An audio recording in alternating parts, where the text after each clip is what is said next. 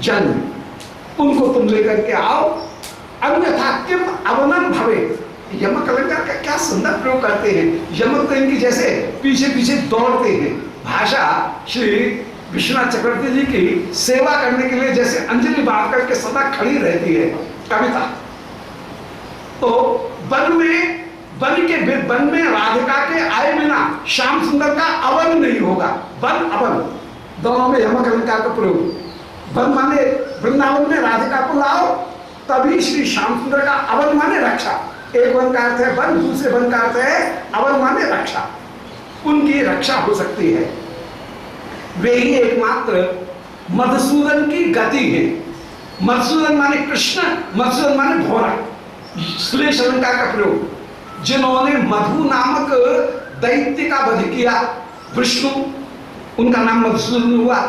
अथवा मधु माने शहद, माधुर्य, प्रेम, उसका सूदन माने भक्षण करने वाले, उनका नाम मधुसूदन। जो प्रिया के प्रेम का ही भक्षण करते हुए विराजमान, उन मधुसूदन को तुम लेकर के आओ। वे ही एकमात्र गति है। माधवोध, अंत में माधवोध निज माल्य मर्पयम स्थान व्यजिज्ञ पर इदम चिकिंचन। उसी समय श्री श्याम सुंदर ने अपने कंठ में पहनी हुई माला उसको उतार करके श्री रूप मंजरी जी को प्रदान किया। आज माला नहीं है, मानो श्याम सुंदर के द्वारा भेजी गई दूती है। कल के प्रसंग में निरूपण कराए थे कि माला दूत बन करके विराजमान। श्याम सुंदर की माला यदि रूप मंजरी को दी गई तो मानो आज श्याम सुंदर की दूती राधिका की दूती के साथ में मिलकर के श्री प्रिया को धैर्य प्रदान करते हुए विराजमान।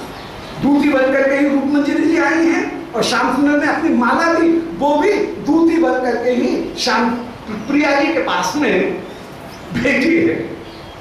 सो माधव, उन माधव, मां माने लक्ष्मी, और मां शब्द का यदि ब्रज में कहीं प्रयोग होगा तो मां का अर्थ एकमात्र राधिका ही होगा।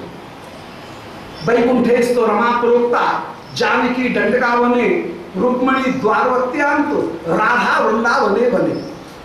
वृंदावन के अवन माने रक्षिका होकर के श्री राधिका ही मां शब्द के द्वारा बोधित होंगी। मां माने लक्ष्मी, तो माधव माने लक्ष्मी के धव माने पति, उनका नाम हुआ माधव माने राधाकांत। उन श्री श्याम सुंदर के पास में श्याम सुंदर ने अपनी माला को उस समय रूप मंजरी जी को प्रदान किया और व्यजिज्ञप्यत इदम, माला को देकर के ही कुछ कहा, किंचन, कुछ कहा। कोई अद्भुत बात, शब्द क्योंकि छोटे हैं इसलिए यहां शब्दों का प्रयोग नहीं किया गया। किंचित अजिज्ञा, कोई बात श्री कृष्ण ने उस समय कही, क्योंकि भाषा में कभी अपने भावों को वहन करने की क्षमता, सामर्थ्य होती है, कभी भाषा में अपने भावों को अभिव्यक्त करने की, वहन करने की सामर्थ्य नहीं होती है। यहाँ पर भाषा छोटी पड़ गई, हल्की पड़ गई, उसमें इतनी सामर्थ्य नहीं है कि वह वाहिका बन करके अर्थ और भाव के उस वचन को ढो सके। उसके लिए कोई बड़ा गाना चाहिए। छोटी सी ढकेल में इतना बड़ा वचन नहीं ले जाया जा सकता। भावों का यह संभार वह भाषा सहन नहीं कर सकती है। इसलिए अल्प होने के कारण किंचित व्यजिज्ञा, आपने मौन रूप में ही कुछ कहा, मानो कुछ कह रहे हैं, संकेत में कह रहे हैं कि प्रेयसी हृदय गतास्तु चंपक सृट ममाद्य सखी सेयम उद्गता, कि प्रेयसी हृदय गतास्तु चंपक सृट, ये चंपे की अपूर्व माला आज में हृदय उद्गता, ये आज मेरे हृदय में उद्गत हुई।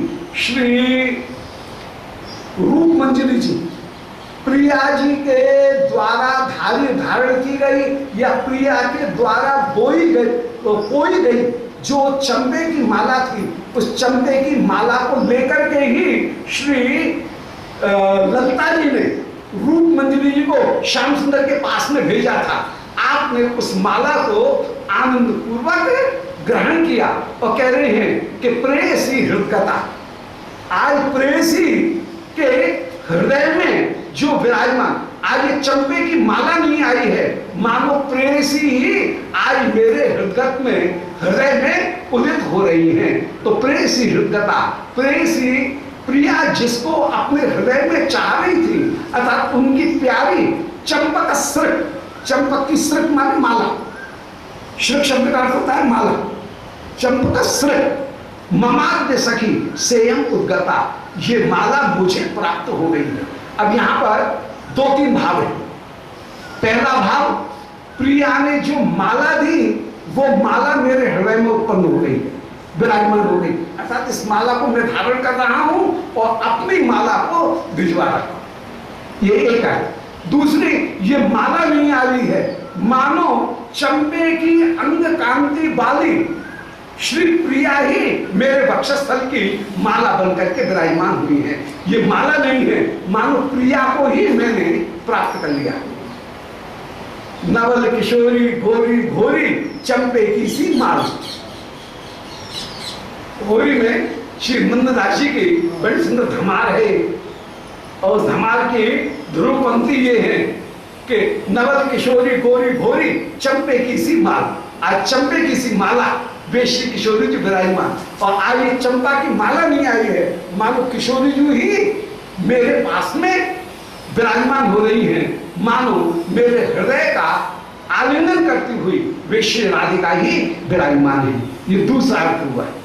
और तीसरा जो अर्थ है वो तीसरा अर्थ है कि जैसे माला मेरे वक्षस्थल पर विराजमान हुई, ऐसे कब प्रिया मेरे वक्षस्थल के ऊपर विराजमान हुई, कब मेरे वक्षस्थल की शोभा को बढ़ाती हुई विराजमान हुई। तो ये माला आई, माला के माध्यम से प्रिया की अंग कांति मुझे आई, तब साक्षात प्रिया मुझे प्राप्त होंगी।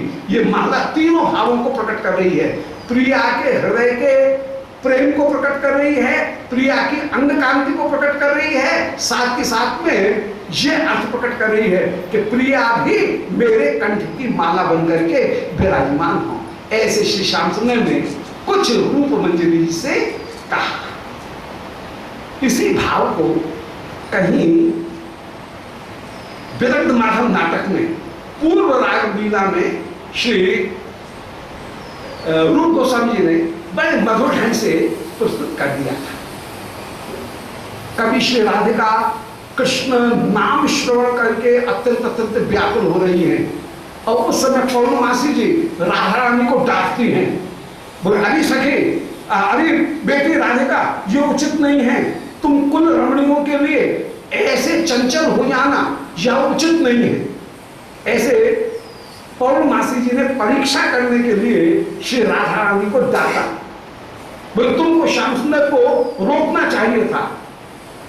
श्री राधिका कहती है, बोले मैंने तो श्याम सुंदर जब चंचलता कर रहे थे, मेरे सामने आकर के मार्ग रोक करके खड़े हो गए, उस समय तो बहुत प्रगल्भता धारण की, परंतु क्या करूं, श्याम सुंदर की उस चंचलता के आगे मैं न जाने कैसे, सच सच कहती हूँ भगवती, आपसे झूठ नहीं बोलूंगी, न जाने मुझे क्या हुआ, मैं इतनी शिथिल हो गई कि प्रयत्न करते करते ही मेरे उस प्रयत्न को श्याम सुंदर ने मेरी अनुमति समझ लिया और बरबस मुझे अपनी भुजाओं में उन्होंने बांध लिया। श्री प्रिया की इस विकलता का दर्शन करके श्री पौर्णमासी जी रीत जान और श्री राधिका को हृदय से लगा कर कह रही है कि बेटी धीरज धारण कर, पुत्री राधिका धीरज धारण कर। और उस समय श्री विशाखा से कहती है कि विशाखा तुम जाओ श्याम सुंदर के पास में श्री राधिका से मदन लेख लिखवा करके,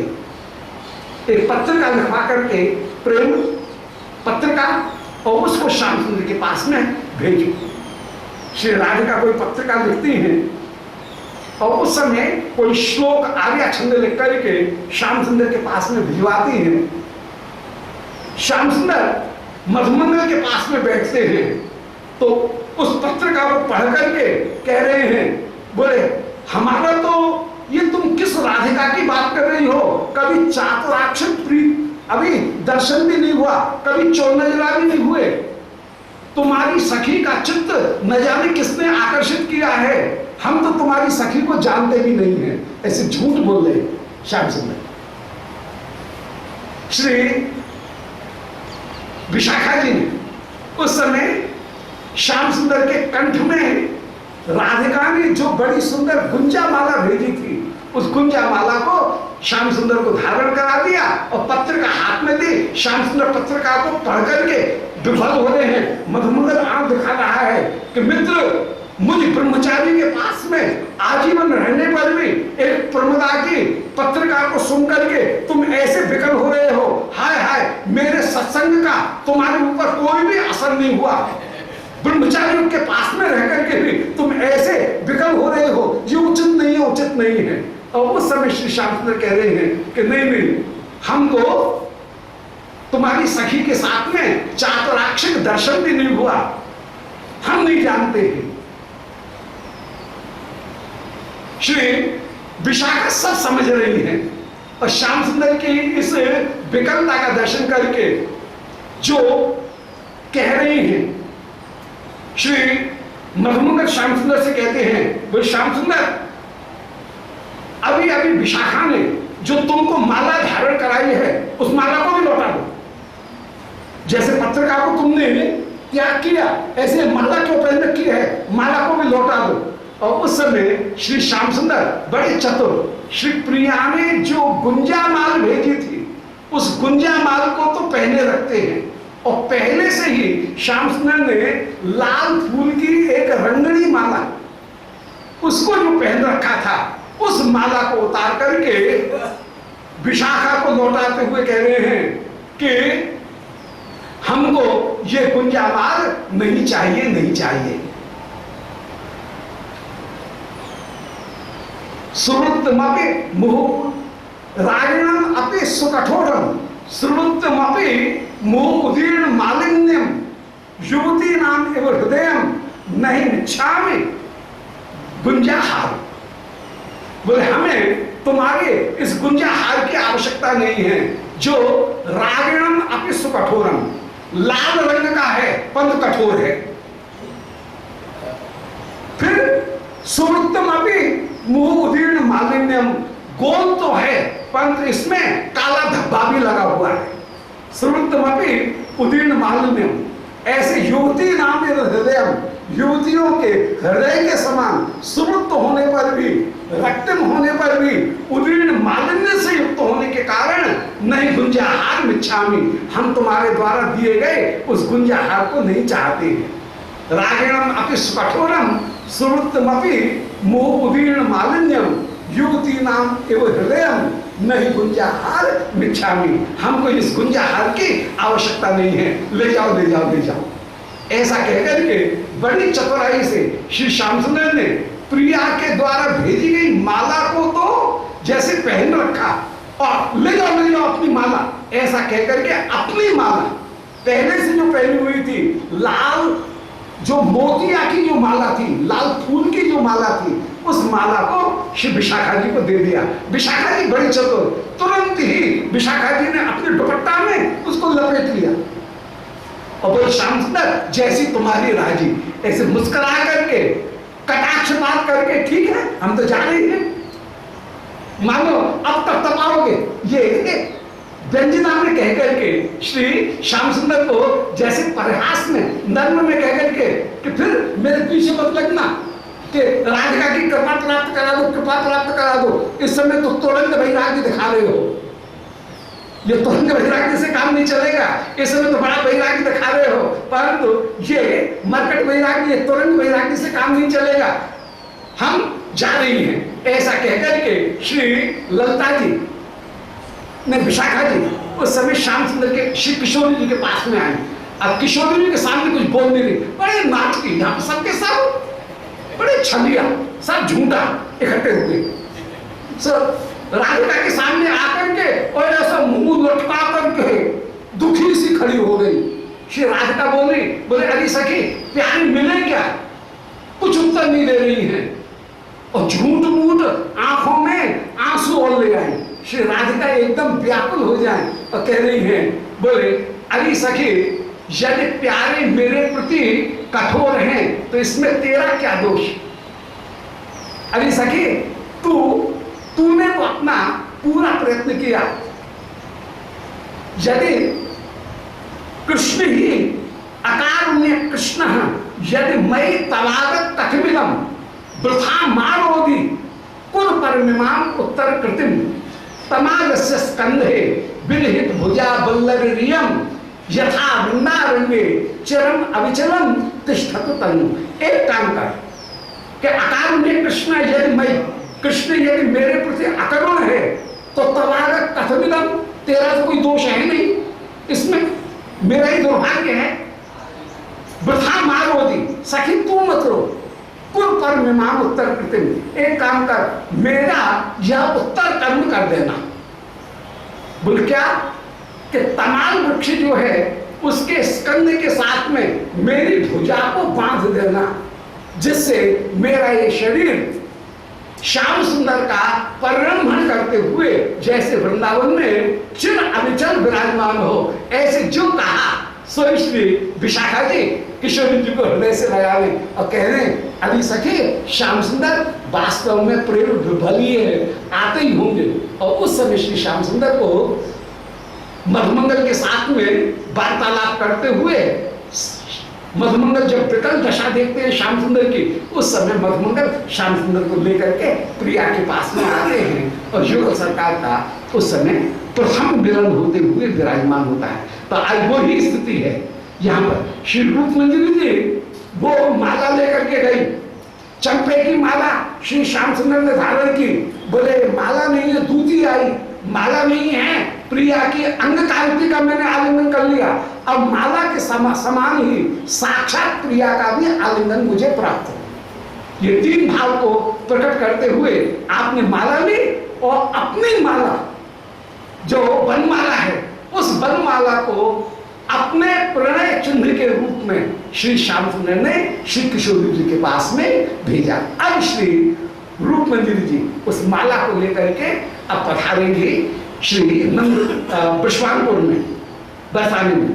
और बरसाने में उस माला को किशोरी जी को प्रदान करेंगे और श्री किशोरी जी अब सूर्य पूजन के बहाने जल्दी से कुसुम सरोवर वहां पर पधारेंगे और कुसुम सरोवर पर पहुंच करके फिर राधा कुंड योग पीठ में सब सखीगण श्री मध्यान्ह काल में युगल सरकार की सेवा करती हुई विराजमान होंगी। ऐसे मध्यान्ह योग पीठ उसमें अब प्रवेश का ये उपक्रम प्रारंभ हो गया। बोलो श्री युगल सरकार की बोल जय जय गोपाल जय जय।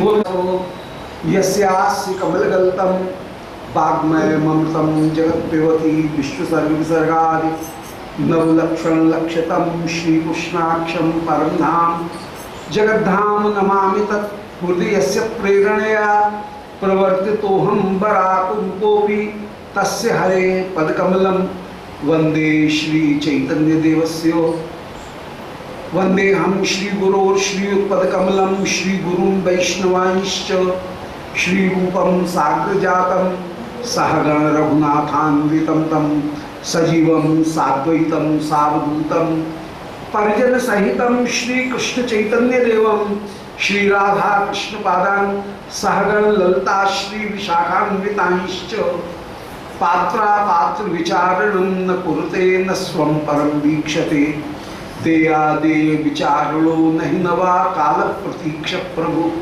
सद्यो यश्रवणे क्षण प्रणमन ध्यानादिभिर दुर्लभम दत्ते भक्ति रसम सएव भगवान गौरः परम नो गति नारायणं नमस्कृत्य नरं चैव नरोत्तमं देवीं सरस्वतीं व्यासं ततो जयन्तीरये। श्री राधा प्राणबंधो चरण कमलियोर केश शेषाद्य गम्य या साध्या प्रेम सेवा वृजचल परई गाढ़ लौलेक लभ्या सास्यात् प्राप्तायां तां प्रतीयत मधुना मानसी मस्य सेवां भाव्यां रागार्धपान्थैः ब्रजमन चलितं नैतिकं तस्य नौमि। हे श्री सनातन प्रभो करुणाम्बुराशे, हे रूप दुर्गत जनैक दयावलोको, हे भट्टी उपम सुमते रघुनाथ दासो, श्री जीव में कोतमंद मते दयांद्रा, तुलसी काननम यत्र यत्र पद्मवनानि च, पुराण पठनम यत्र तत्र सन्निहितो हरि। बोलो श्री वृंदावन बिहारी लाल की जय। परम मंगल श्री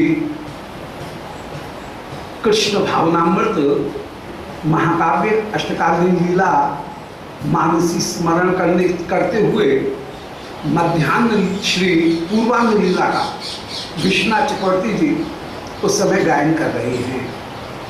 श्री श्याम सुंदर गैया चराने के लिए वन में पधारे।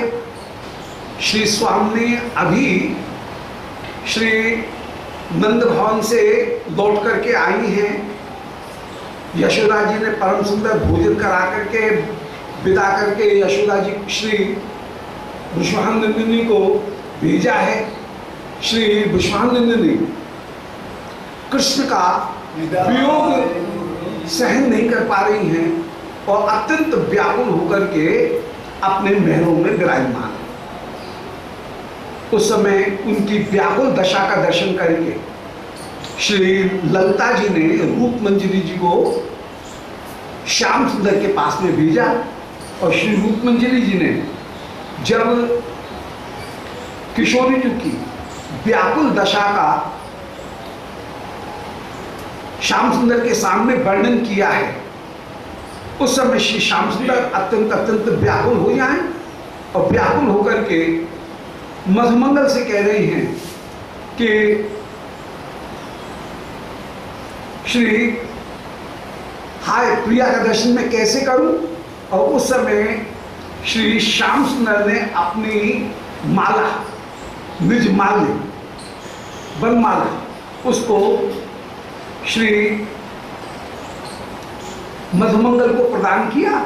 मधुमंगल ने वो माला श्री रूप मंजरी जी को प्रदान की है और मधुमंगल रूप मंजरी से कह रहे हैं कि हे श्री रूप मंजरी, आप जल्दी से श्री श्याम सुंदर की, श्री किशोरी जी की जो चंपक माला है, उस चंपक माला को सखा श्याम सुंदर के लिए भिजवाओ। आज ये चंपक माला श्याम सुंदर के वक्ष की शोभा बने, ये कहना अर्थात श्री राधिका ही श्याम सुंदर के वक्षस्थल की शोभा बन करके विराजमान हो।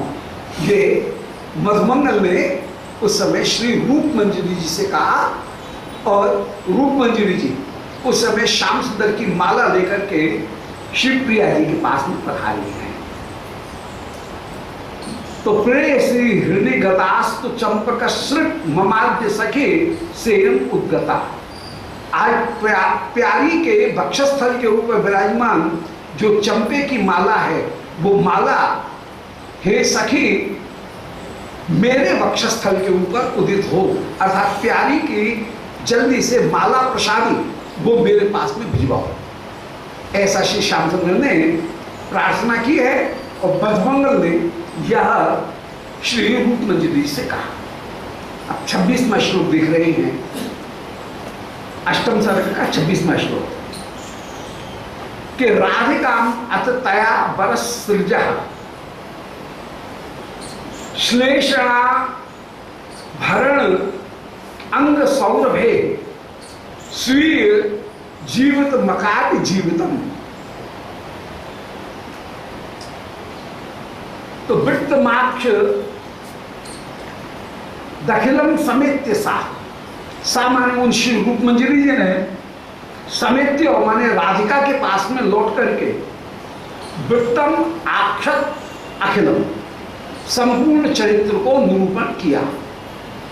श्री रूप मंजरी जी आई और रूप मंजरी ने राधा रानी के सामने वहां जो भी बातें हुई उस सारी बात को श्री रूप मंजरी जी ने किशोरी जी के सामने, किशोरी जी के महलों में ललिता विशाखा इन सब के सामने सारे चरित्र का वर्णन किया कि श्याम सुंदर ऐसे स्वयं भी व्याकुल हो रहे हैं और उन्होंने ये आदेश प्रदान किया है कि श्री प्रिया की प्रसादी माला मेरे पास में भेजी जाए, और उन्होंने कृपा करके अपनी वनमाला ये प्रणय चिन्ह के रूप में श्री किशोरी जी के लिए भेजी, विश्वानंद के लिए भेजी।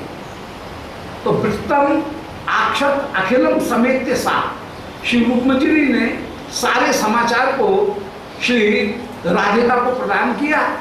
राधिका अथ तया बरस सृजा, आज श्री किशोरी जी ने जिस समय श्याम सुंदर की प्रसादी वो माला प्राप्त की, उस प्रसादी माला को प्राप्त करके श्री विश्वानंद ने अत्यंत अत्यंत राधिका उस समय आनंदित हुई और श्लेष राक्त रमणांग सौरभई, और उस माला को बार बार अपनी छाती से चिपकाती हुई मानो प्यारे के अंग सौरभ को ही अपने भीतर बसा लेना चाहती हैं।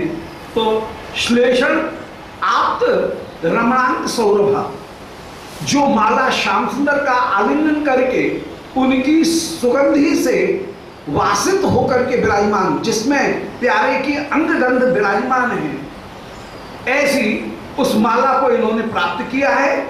और स्वीय जीवितम अकार जीवितम, आज श्री राधिका ने उस अंग गंध के द्वारा, सौरभई श्याम सुंदर के अंग गंध के द्वारा स्वीय जीवितम, अपने जीवन को भी जीवित कर लिया, मानो अपने प्राणों को पुनः प्राणवान बना लिया है। श्री राधिका उस माला को धारण करके अपूर्ण रूप से आनंदित हो गए और मानो पुनः अपने जीवन को जीवन दान देती हुई, प्राणों को प्राण दान देती हुई वे विराजमान हुई है। तो वृत्तम आक्षात अखिलम समेत सा, श्री रूपमंजरी ने सारे समाचार को कहा। राधिका अथ तया बनसृज, श्री राधिका से जब कहा तया बनसृज श्लेषणात् रमणांग सौभरे, श्री वन माला की अपूर्व जो सुगंध है, उस सुगंध का आलिंगन प्राप्त करके श्री राधिका उन्होंने स्वीय जीवितम अकाल जीवितम, अपने जीवन को भी जीवित कर लिया, माने अपूर्व रूप से आनंदित हुई। राधिका से सारे समाचार कहा, उस वनमाला की सुगंध से श्याम सुंदर ने, श्री किशोरी जी ने अपने जीवन को जीवित कर लिया है। प्रेयसी स्विरोहोक्र विश्चिका व्रात दंश विधुरे श्रुते पुनः तद विषज्वलन जर्जरम तदैव अन्वभाव निज मर्म शर्म भेद। इधर श्री राधिका की दशा क्या हुई, उस माला को प्राप्त करके, उन समाचार को सुन करके उनका वर्णन कर रहे हैं। श्री राधिका ने जब ये सुना कि प्रेयसी स्विरोहोग्र विश्चिक व्रात दंश विधुरे, कि प्रेयसी माने मेरे प्यारे श्याम सुंदर, सप्तमी का प्रयोग है, मेरे प्यारे श्याम सुंदर स्विरोहोग्र विश्चिक व्रात दंश विधुरे, मेरे वियोग रूपी उग्र बिच्छू के दंश से व्याकुल हो रहे हैं। अर्थात श्री श्याम सुंदर, उनको इतनी पीड़ा हो रही है जैसे कोई बिच्छू के दंश से जैसे कोई तड़फे, इसी प्रकार श्री राधिका श्याम सुंदर मेरे वियोग के कारण अत्यंत अत्यंत व्याकुल होकर के विराजमान हैं। तो प्रेयसी माने श्री कृष्ण स्विरोहोग्र वृश्चिक व्रात, विरह रूपी वृश्चिकों का व्रात माने समूह, व्रात माने समूह। तो जैसे कई बिच्छुओं के समूह ने श्री श्याम सुंदर का एक साथ दंश किया हो और उससे श्याम सुंदर व्याकुल हो रहे हैं, ऐसे ही मेरे वियोग में हाय मेरे प्यारे ऐसे व्याकुल हो रहे हैं। इस बात को श्रोते जब श्री राधा रानी ने सुना तो पुनः तद विषज्वलन जर्जनम तदैव अंगभावी, श्री राधिका और कृष्ण ये दो अलग अलग नहीं हैं, दोनों एक ही स्वरूप होकर के विराजमान, एक प्राण जो द्वय हैं, इसलिए ये सुनते ही तद विषय ज्वलन जर्जरम तदैव अंगभावी, श्याम सुंदर को जो पीड़ा हो रही है उस पीड़ा को उसी समय श्री राधा रानी ने भी अनुभव कर लिया। तदैव अंगभावी, उसी समय श्री राधिका ने उस श्याम सुंदर की विषय ज्वलन जर्जर जो दशा है उस जर्जर दशा का स्वयं अनुभव कर लिया। जो दशा कैसी थी, बोले निज मर्म शर्म भी। अभी अभी श्याम सुंदर की जो प्रसादी माला मिली थी, उस माला को मिलने से श्री राधा रानी को बड़ा शर्म माने सुख प्राप्त हुआ था। तो श्री राधा रानी को जिस माला के द्वारा परम परम सुख प्राप्त हुआ था, उस सुख को